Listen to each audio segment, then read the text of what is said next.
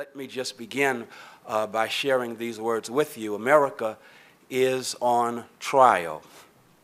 Even though the trial of George Zimmerman has come to a conclusion that for many of us is unsatisfactory and represents a travesty of justice, the trial of America is just beginning. America is on trial in the eyes of young African-American males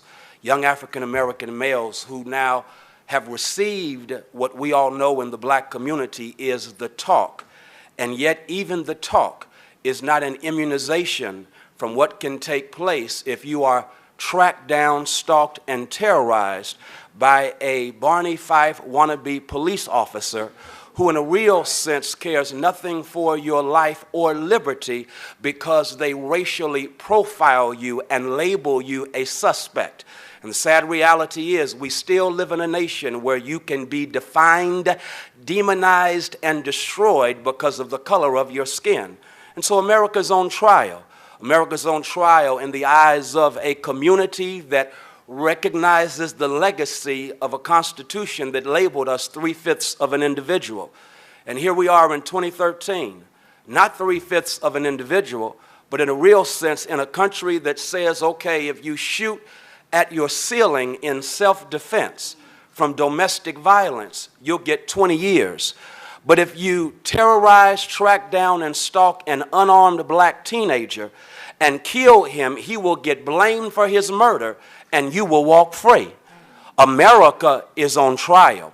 And with that being the case, in cities across this country, the Reverend Al Sharpton and even the voice of Trayvon Martin calls upon us to gather as a people of goodwill, as lovers of democracy, as those who believe that the best days for this country are not behind us but in front of us. And as a consequence, this coming Saturday, we will join in with 100 other cities across this nation, called again by the Reverend Al Sharpton of the National Action Network, called again by the voice of Trayvon Martin, to gather together and call for justice. We're going to be calling for several things. Number one, we're going to call for the Justice Department to pursue charges against George Zimmerman that he violated the civil rights of young teenager Trayvon Martin.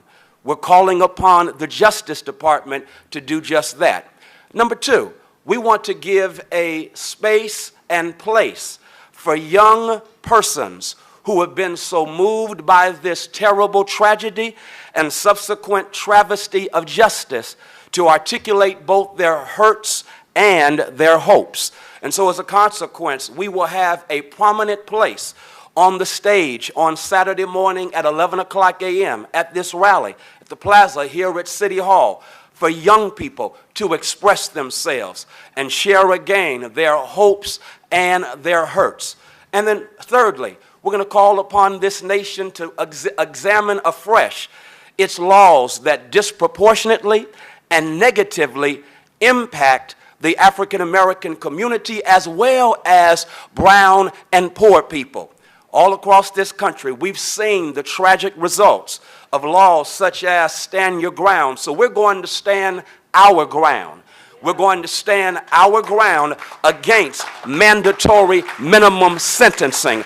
We're going to stand our ground against 3 strikes and you're out. We're going to stand our ground for the Racial Justice Act. We're going to stand our ground against a drug war that has filled up our prisons. We're going to stand our ground against uneven sentencing in a criminal justice system that is unjust and downright criminal. And so America is on trial. And since America is on trial, I find it quite prophetic and providential that America is on trial 150 years after the Emancipation Proclamation. America is on trial.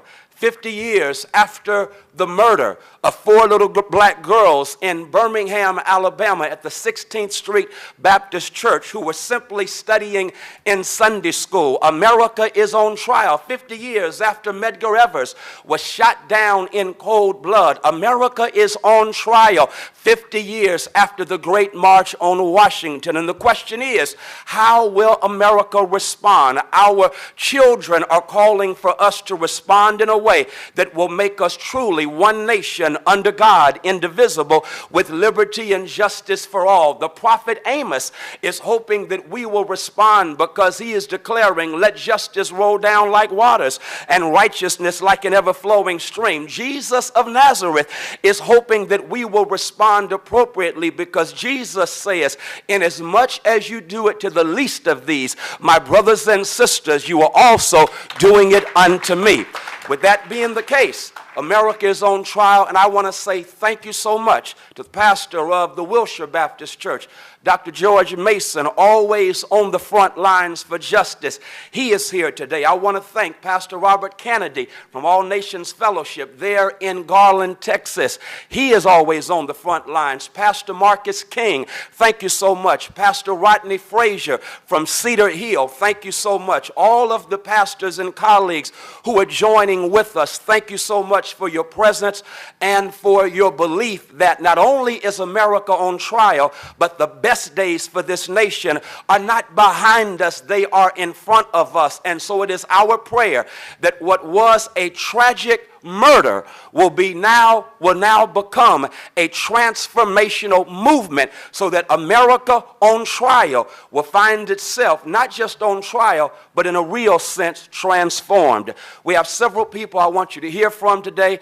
I want to begin with a young man who almost broke my heart this morning. I knew of the fact that our young people are traumatized by what has taken place in recent days, and he texted me this morning, Jordan Petrie, and shared with me that as a college student who's doing the right thing, playing by the rules, paying his dues, he is now angry, and at the same time he is afraid. I think it's important that we give him a space and place to articulate his hurts and hopes. Just before he comes, let me remind you afresh, the rally will take place on the plaza of City Hall at 11 o'clock a.m. this coming Saturday. We're expecting thousands of people of goodwill to join with us as we stand for justice and we stand for righteousness and we declare, America, you're on trial, but let this be a transformational movement. Please now receive a wonderful college student, my wonderful young brother, Jordan Petrie.